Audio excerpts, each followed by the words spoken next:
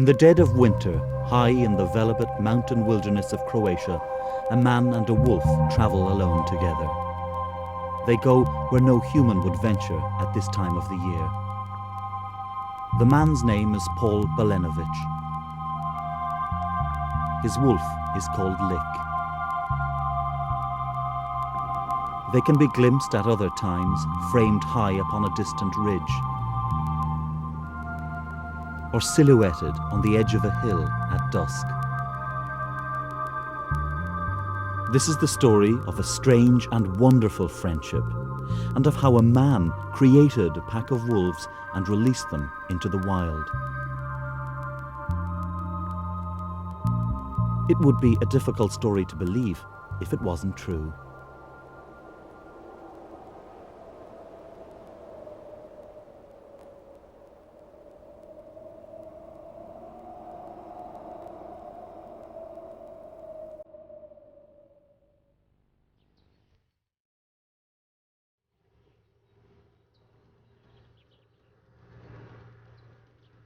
The small Croatian town of Gračac.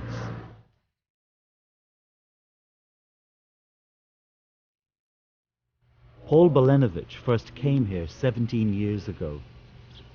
It was a more peaceful time then, before the war in former Yugoslavia destroyed so many lives. Paul had come to buy a wolf cub. Lick, the wolf he bought, is old now, near the end of his life, and Paul is going back to the place where their remarkable friendship began.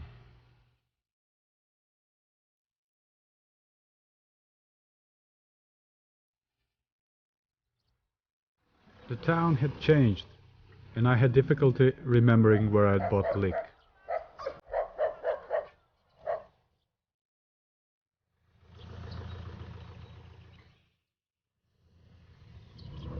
The people selling the cubs had found the wolf's den. Lick was one of the 6 cubs.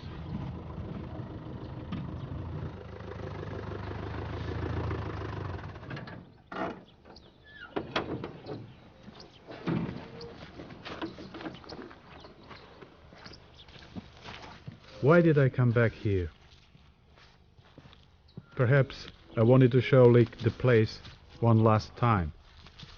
Perhaps I wanted to recall the memories of the wonderful things this creature gave me.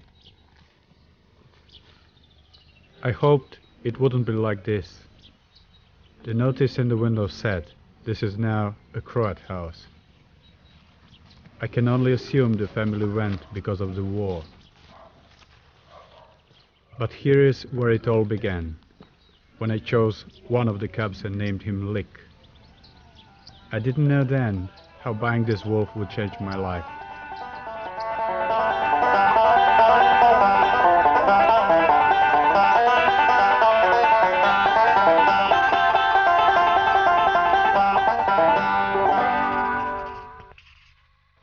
From that day on, Paul kept a diary, and his movie camera never stopped turning.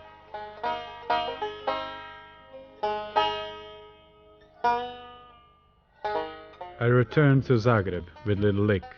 He was less than a month old, and because I was worried about my parents' reaction, I had to hide him at first in my bedroom.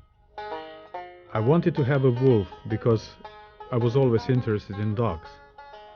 But I wanted to find out where they came from, what they really were, what the wild creature was, the wolf. I knew that wolves were special because of the strength of their emotions. In the first 2 months, they make a lifelong bond to the family. But Lick was now on his own, and I could see he needed a companion. So we gave him Blue, a German Shepherd puppy.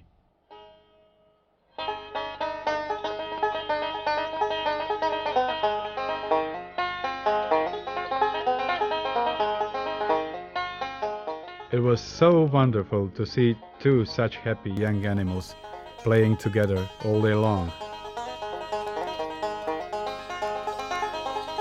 Like a young wolf cub in the wild, Lick was very good at hiding himself, so I put a bell on him to find him. Although she was only the same age as Lick, Blue soon recognized that she had to look after him. As they got older, their playfulness continued, but now Blue was trained to find Lick if he decided to hide. Paul's friend Vlasta took an interest in Lick and Blue from the very beginning.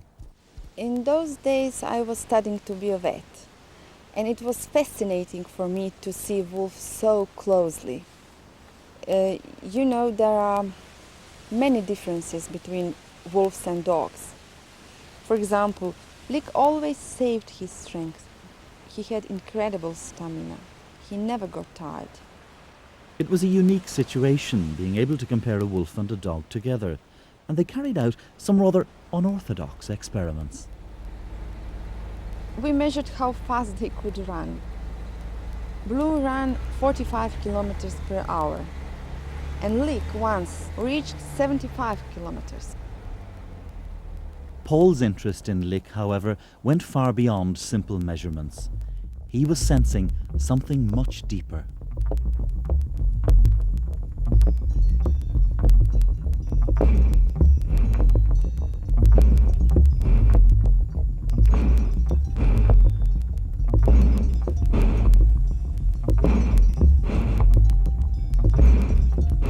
Maybe I was born with this, I don't know, but I feel I have a special way with animals.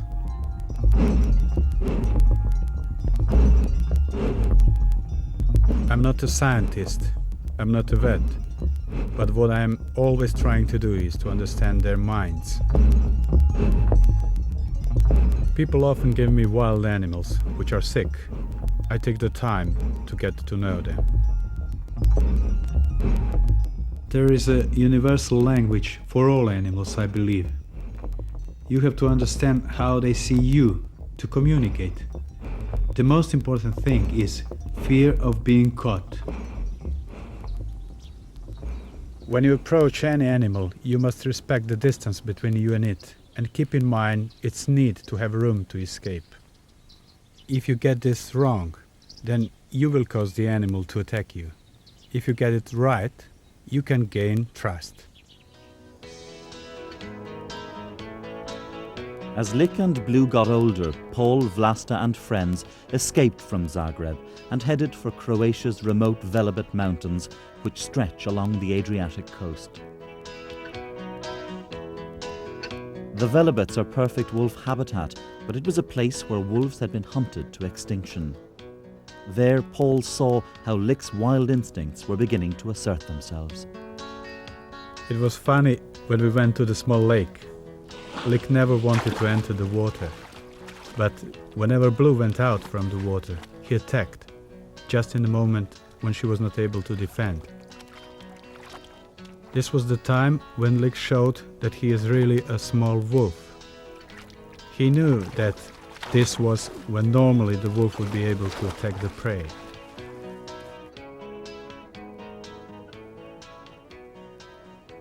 The differences between Lick the wolf and Blue the dog began to widen. A bit later, there was another incident, when he started hunting some bullocks. After spotting him, the bullocks were suspicious and moved forward menacingly. Lick immediately responded by rolling in the dung to mask his smell. He was determined to continue his attack. Blue saw this and sensed he was going to do something bad, something I wouldn't allow. She chased after him, trying to stop him, barking, trying to get him back. I realized how different Lick and Blue had become. Although at first it looked like both were hunting, there was a difference. Blue was in fact doing what a dog would do, guard a territory from an attacker, while Lick, he was hunting. Soon Blue gave up, but Lick continued checking each animal one by one, splitting them up to find the weakest. The last one he challenged head to head. I knew the next time he was thinking, "You will be my prey."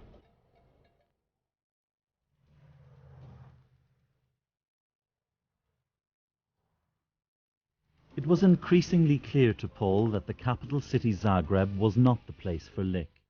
So he went more and more to the Velebit Mountains, often staying for weeks in the wilderness. It was a time when he began to understand the life of the wolf. Lik led him, he followed and watched and learned. As Lik got older, he became wilder. Paul needed to keep him away from people because he could be dangerous. To avoid that risk, they went to deep and remote places.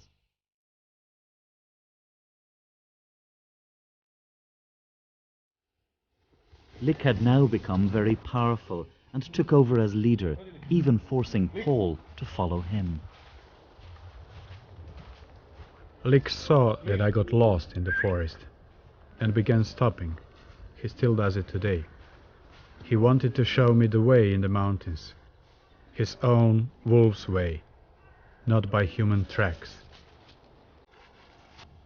Sometimes when there was a danger, for example when there was a bear around, he noticed I couldn't sense it.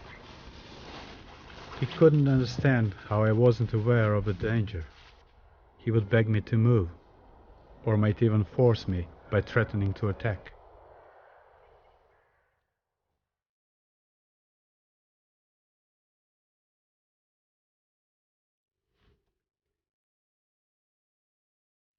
But Paul went on, going deeper and deeper into the mountains, and at different times of the year.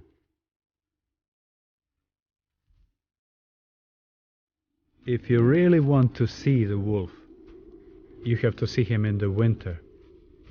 Wolves are at their most magnificent and powerful, because it is the time when they mate.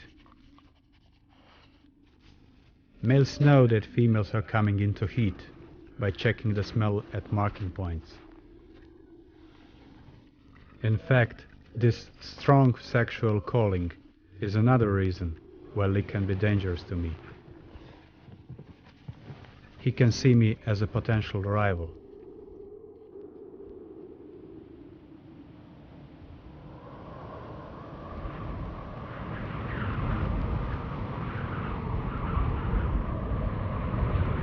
Winter in the Velebit Mountains is very severe. Storms can last for days, even weeks. Paul's regard for the creatures which could survive here deepened, particularly his wolf. Lik is my guide, my leader, as well as my protector. He's like my map. He always knows the way home, so I've come to trust him. Now, I chain myself to him, not him to me, not to get lost.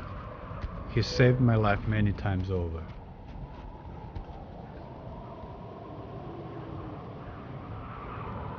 My connection with Lik has enabled me to visit new areas, new territories, at a time of year when there is nobody else in the mountains. I have respect for this incredible creature. I thank him for allowing me to be here and enjoy the frozen wind. To see the wilderness where he truly belongs is the gift he has given to me. Over the years, Paul became more and more withdrawn. He would go more and more alone with Lik to the mountains, and I think he didn't need other people. Lik was the best company for him.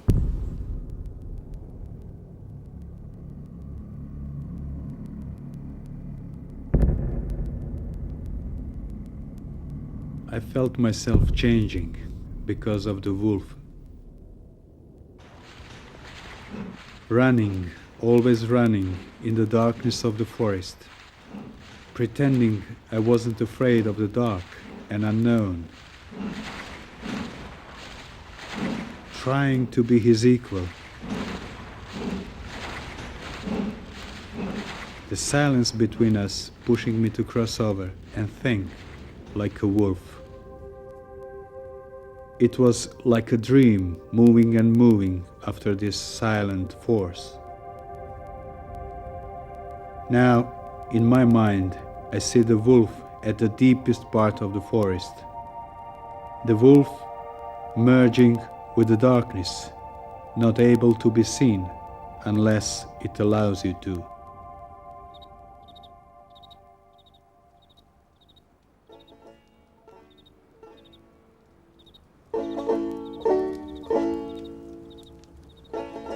It was easy for me to spend time in the mountains with Lik because of my job.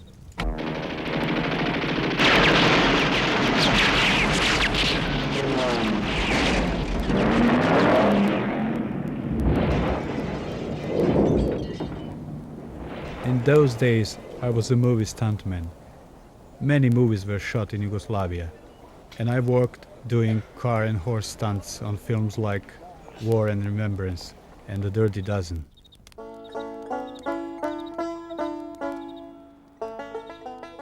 I'd only once ever allowed Lik to be used in the movies. It was for a friend.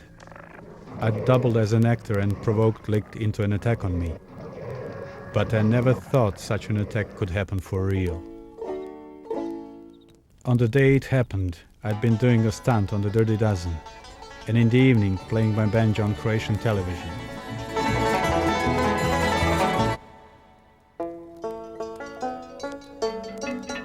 That night I walked Lik and Blue by the river in Zagreb. That was when I made my big mistake. Blue jumped on me with muddy paws, and I hit her to push her away. Lik saw this and thought he too would be attacked, but I was holding him on too short a chain. It stopped him getting away, so he attacked me.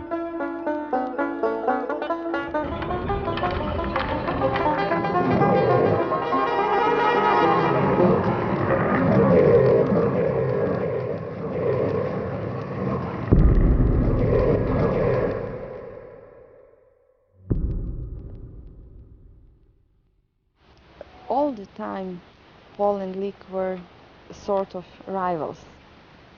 Who is the first, who is the strongest, who is leader. But this attack changed something between them. Paul knew he could easily have been killed, such was the ferocity of Lik's attack. Paul was bitten and had an arm and leg crushed.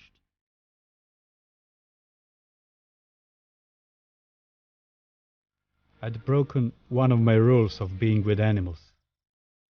Lik had been scared, but had no room to escape. Me, I couldn't let him go and have a wolf loose in the city. There was nothing left but for him to attack me. For a whole year their relationship broke down. Lik ceased communication, and it was impossible for Paul to even approach his compound. All Paul could do now was wait. Then he made a decision that was to affect the rest of his life. For he now realized that Lik had to be released back into the wild. It was the right place for him. But how could he do it? I couldn't simply let him free, on his own. He might be dangerous to people, might not even survive. Then I worked out how to do it. I needed to find him a mate and get them to breed. If Lik could feel a strong responsibility to her and the cubs, he would have a chance, because a female with cubs would instinctively know how to survive in the wild. It was a miracle that Paul managed to find a young, wild female wolf. But it happened. He caught her when he was near Sarajevo, working on one movie.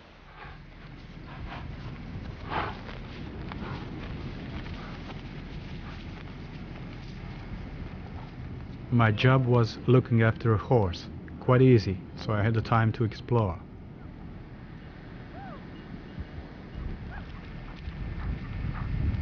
It was very interesting territory, different from my mountain.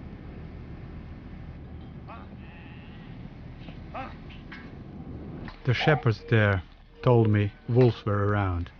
They showed me a sheep recently killed during a wolf attack.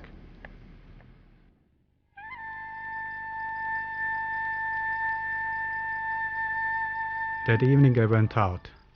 A small shadow on the horizon surprised me. I chased it and caught it. It was only then I realized it was a wolf cub.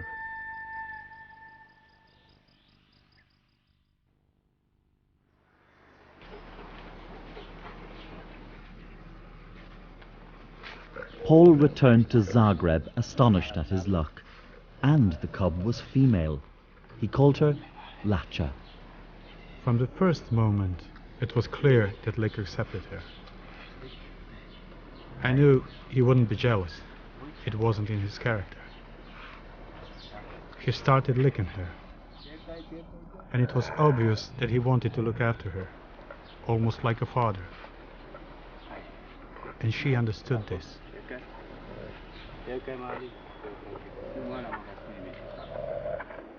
When I saw them together, I wondered whether she was going to end up a daughter rather than his mate. But whether daughter or mate, it was clear that Lik is older. His status has to be respected.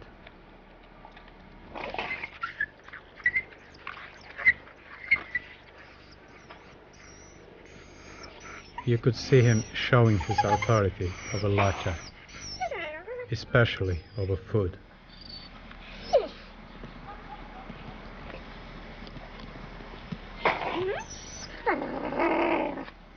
Lacha also respected Blue, the German shepherd, who once again took on her role as the go-between. It was a family of strange, of amazing relationships. Lacha was timid and gentle, and everything was quite different, much easier than with Lik. In that time, Paul had a lot of experience with wild wolves, and Lacha and Paul were never rivals.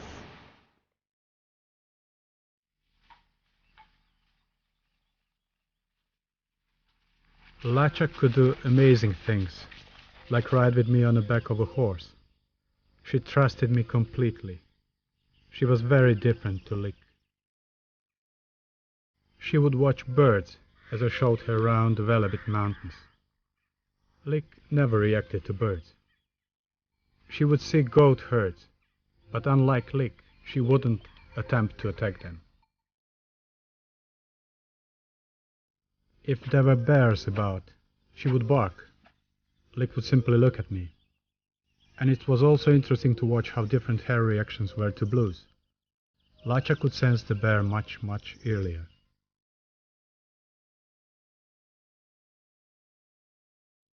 These were really happy times. But I was worried about her lack of fear. She needed to have certain fears if I was to release her back into the wild.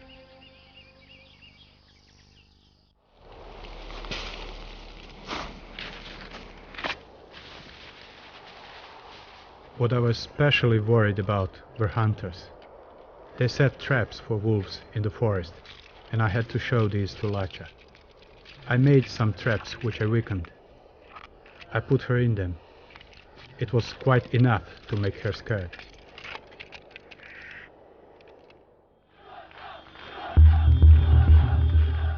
In the autumn of 1991, Yugoslavia descended into war. Paul volunteered to defend Croatia. He was sent to the front line to command a poorly equipped unit against the might of the Yugoslav army and Serb forces which had occupied his country.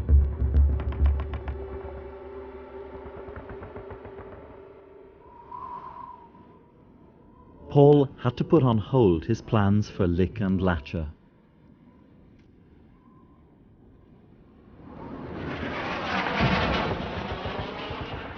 We were holding a position in a bottled water factory. The front line was along the river Kupa, south of Zagreb.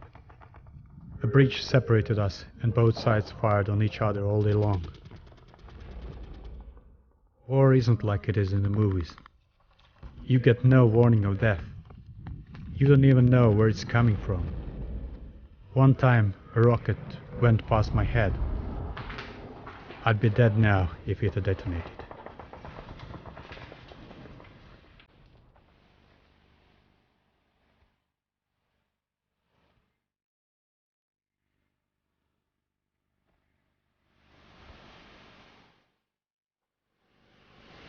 remember the New Year 1992.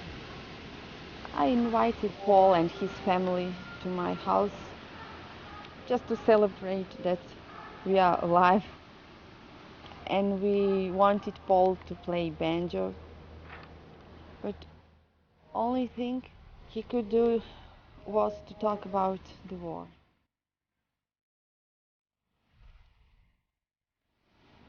I think the images of what he had seen haunted him all the time. He couldn't do anything to save his people, and many very young fellows died, and that shocked him.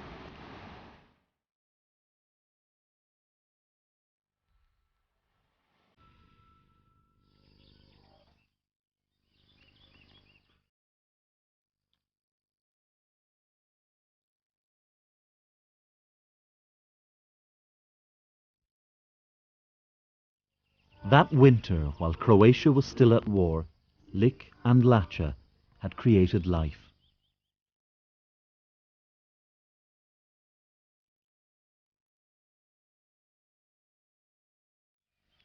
It was the 22nd of May 1992 when the cubs were born. Paul was so excited.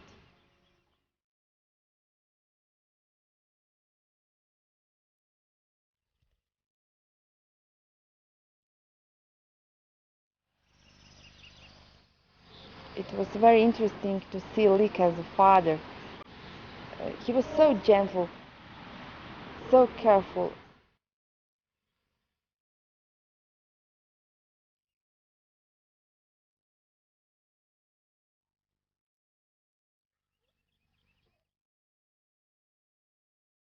I read in books about how close wolf families are, how strong the bonding is. But it was wonderful to see it in front of my own eyes.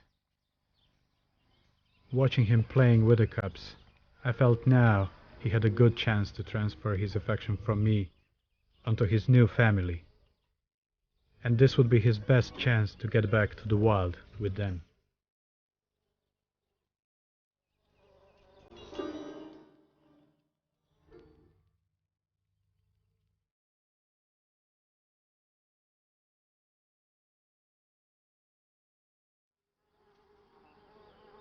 But specially moving was to see how he paid the greatest attention to one of the cubs who had got sick.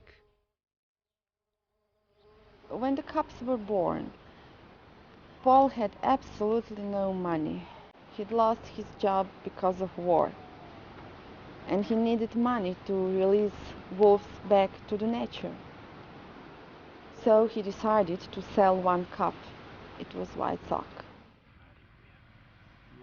I tried not to get too close to the cubs.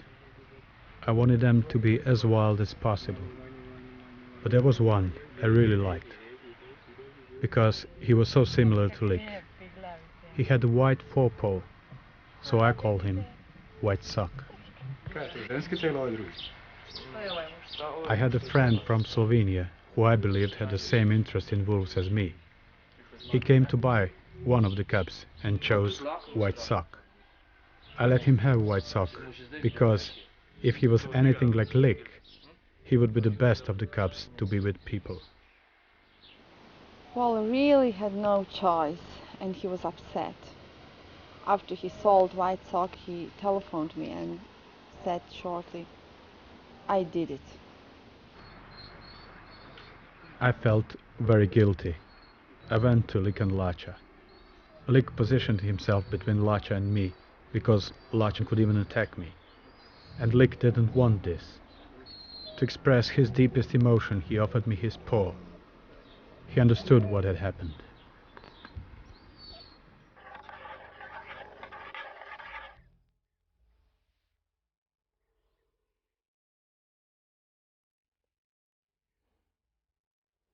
Lik's lifelong friend Blue, the German Shepherd, died soon after the cubs were born.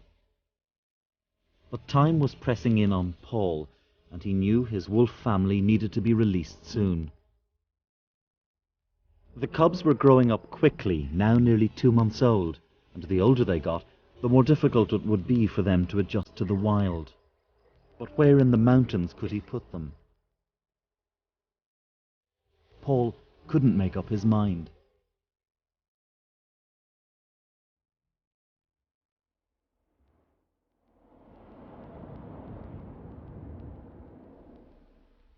I had to work out where to release them, where they would be safe.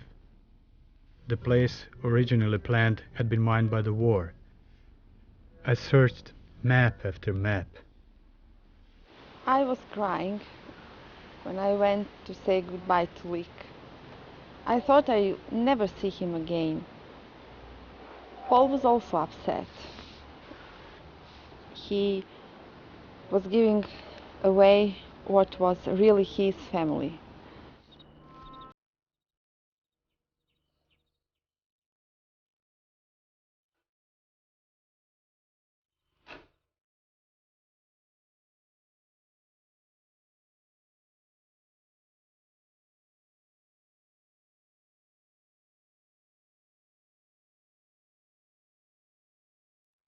The drive to the mountain that night was the longest drive of my life. The war, the whole situation, was not how I planned it. On top of all the emotions I was feeling, I felt there was danger all around. I felt hunted myself. I held one of the cubs in my arms that night and prayed that I could find somewhere safe for them. Just before sunrise it came to me, a place which was nothing, a place where everybody passes by, but a place where I could always help them.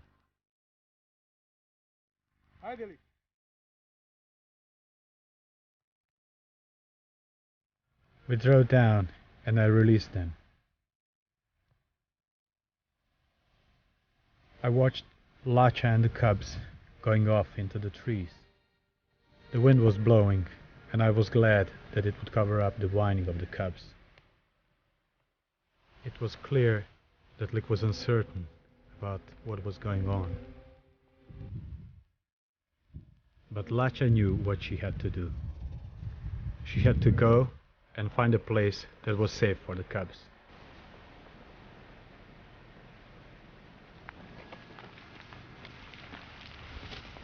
After they had gone, I busied myself with practical details. I kept filming everything to keep my emotions away. I found some places where I could leave the water. Then it was important that I hide all the evidence of our presence here. More than anything, I was worried because hunters were allowed to shoot wolves. I even covered up the tracks of my Land Rover. And finally, I left my jacket as a sign for them that I would come back.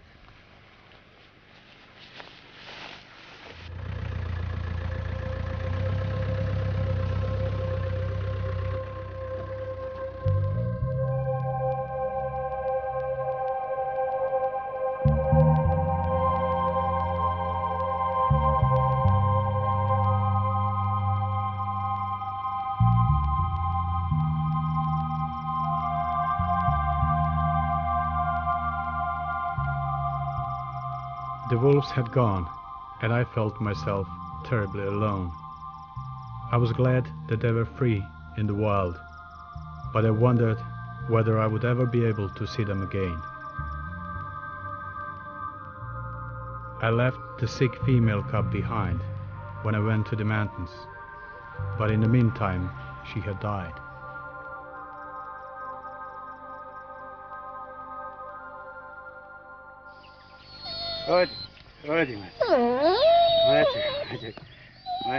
A few weeks later, I returned to the place where I released them.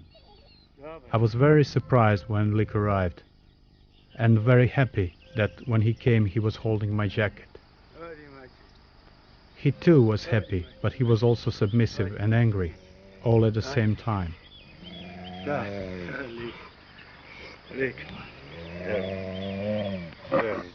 It looked like he was asking for something. I offered him water, but he didn't want it. I wondered whether his health was okay. I tried to follow him away from our meeting point to find out, but he made it clear he didn't want this. I realized that he was now protecting the cubs and felt this was a good sign.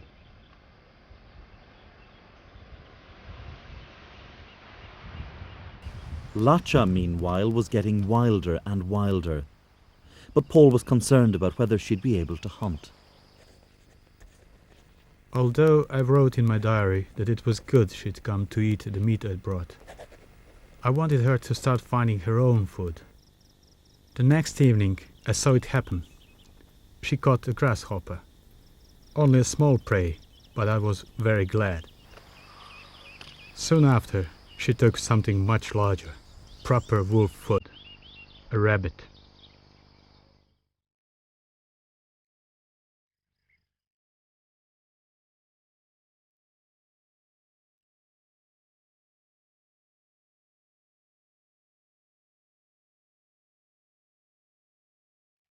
Satisfied the signs were good that his wolf family was adjusting to the wild, Paul returned to his human brood to get on with the rest of his life.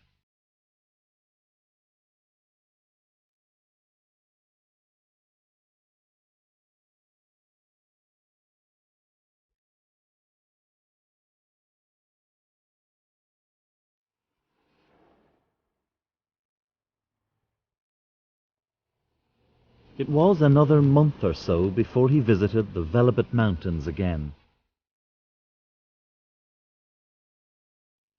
But this time there was to be a worrying development.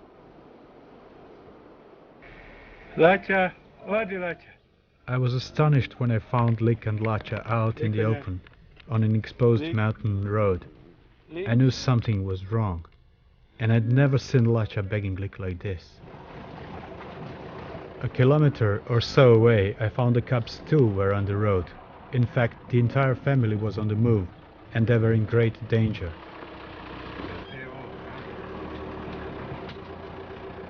I continued down to our meeting point, hoping that they would follow me. When I got there, Lik was already waiting for me. It was clear to me that Lik's actions were causing all of this. I offered him my hand carefully as he came towards me. I sensed that he wanted to enter the Land Rover. I wondered whether this was what Lácha was begging him not to do. I could see that he was angry.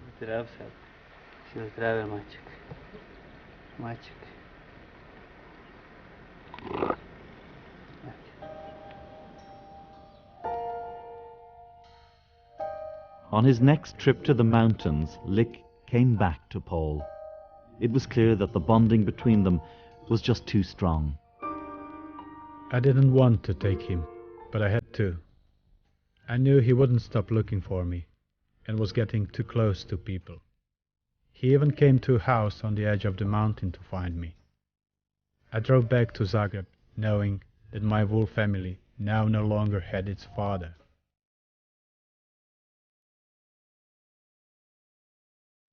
I suppose you could say I must have failed to get Lik back to the wild, but it was his decision to come back to me. At night, he howled a distant, sorrowful howl. He howled because he was trying to call our family to be together, and what had become of that family. I dreaded to think. I think Lácha was confused after Lik disappeared. She went to the mountain house and some people were there. They fed her and they treated her like a dog. She reacted like a wolf and beat one teenage girl on the leg. It wasn't a real attack. She was just testing people, not threatening them. And when hunters heard about that, they shot her. I'd always thought of shooting Lácha with a paper bullet to make her frightened of hunters. I never imagined that it would happen for real, but it did.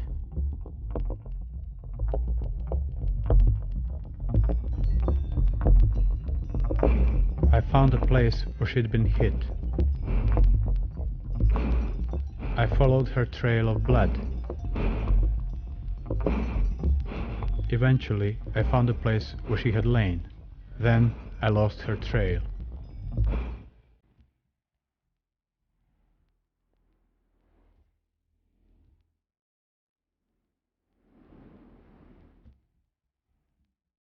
For 16 days, Paul searched the mountains for Latcha, not knowing if she was dead or alive. Latcha!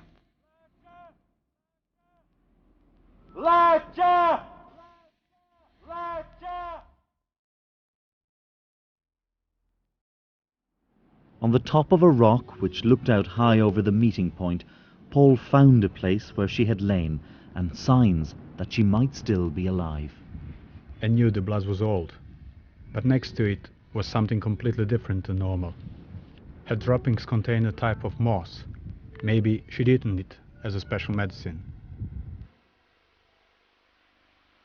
What was more, Paul remembered that this kind of moss was only found lower down on the mountain, near the meeting point. I came down and began checking around nearby, their water bowl, and meat I'd left some time before. When I returned to the Land Rover, I saw to my amazement that she'd left a sign. Now, I knew that she was still alive.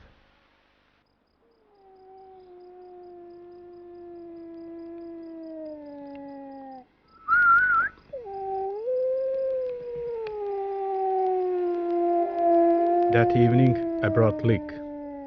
I got him to howl for her. I hoped that this would make her come out, so that I could see what had happened.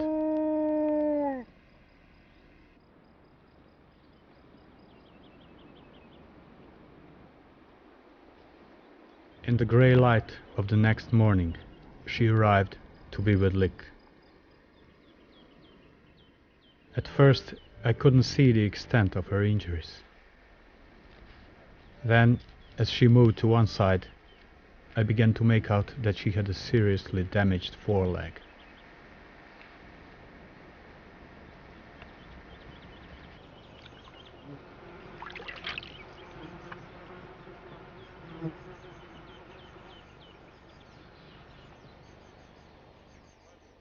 As she limped up the hill towards me, I just couldn't understand how somebody could hurt a creature who had given me such joy.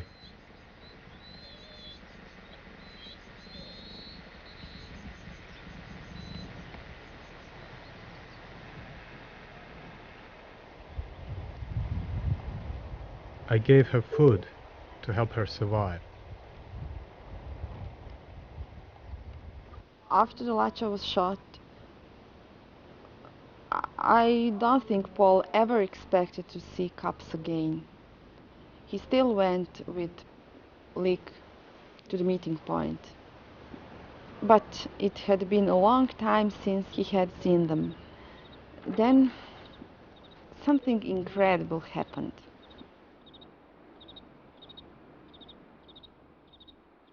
One night, Paul was sleeping in the Land Rover, and by accident, he touched the light switch.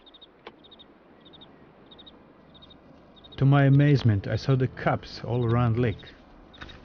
They'd come to see their father. It looked like they'd been there for quite a long time. But I couldn't believe what they did next. Come back in full daylight.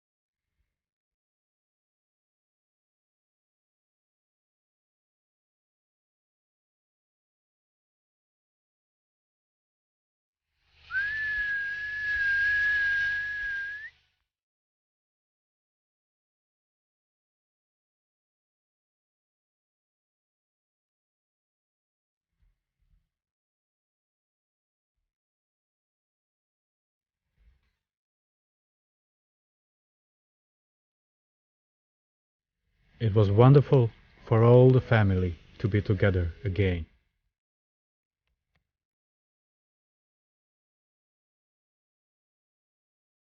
And Lik obliged by giving the cubs lunch. As they got older, they kept on coming back.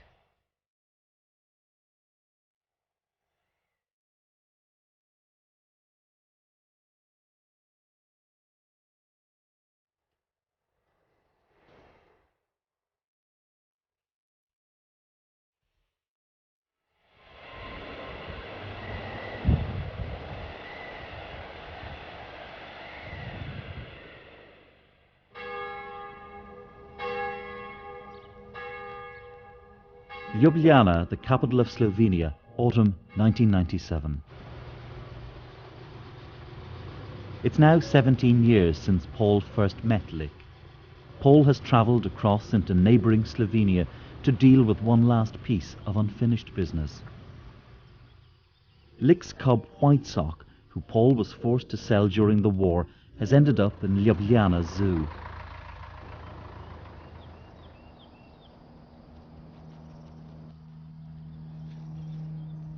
But the zoo is allowing him to have White Sock back because Paul has a plan.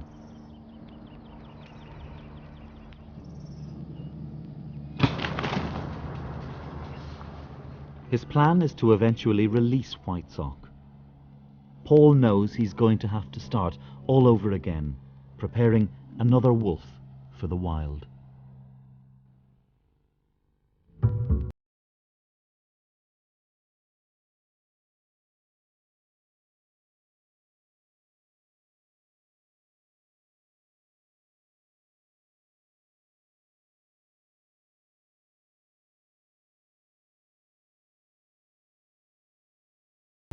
I'm glad that Lacha and the cubs are still living out in the wild.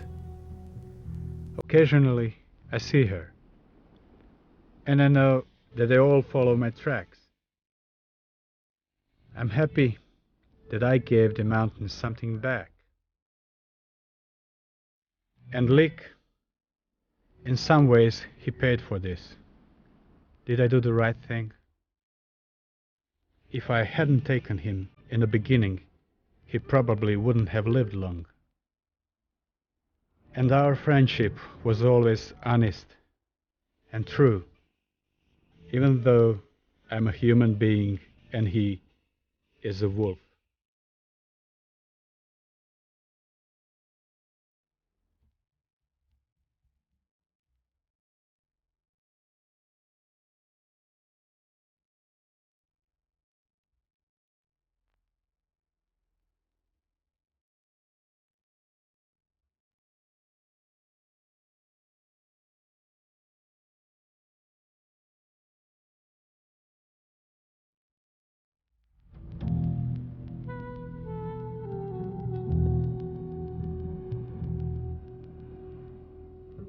On the 6th of January 1998, Lik died. Paul buried him in the Velebit Mountains.